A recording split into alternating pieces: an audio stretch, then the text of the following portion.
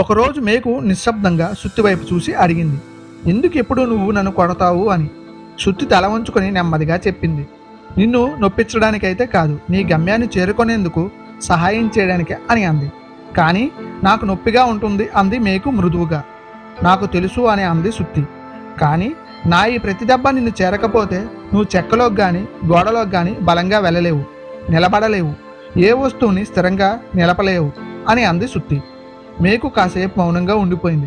ఇలా అడిగింది, మరి నీకు నొప్పి అలసట రాదా? ఎప్పుడూ నువ్వు నన్ను కొడుతూనే ఉంటావు కదా అని అడిగింది. వస్తుంది అంది సుత్తి నెమ్మదిగా. కానీ నా ఈ ప్రతి దెబ్బతో నువ్వు నీ స్థానాన్ని చేరుకుంటున్నావని తెలిసినప్పుడు అదన్నిటికంటే సంతోషంగా ఉంటుంది అని అంది సుత్తి. మేకు కన్నీటిని తుడుచుకొని చిరునవ్వుతో సుత్తికి ధన్యవాదాలు చెప్పింది.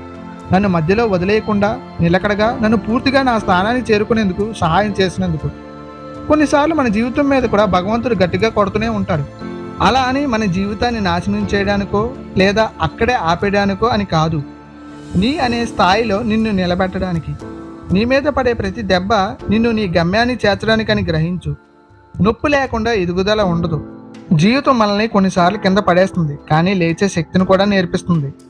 లైఫ్ అనే పదంలో ఎఫ్ను తీసేస్తే లై అవుతుంది. అంటే ఫెయిల్యూర్ లేకుండా జీవితం ఉండదని గ్రహించు. నొప్పిని భరించడం అంటే శిక్ష కాదు, అది నీ మార్పుకు పునాది అని తెలుసుకో.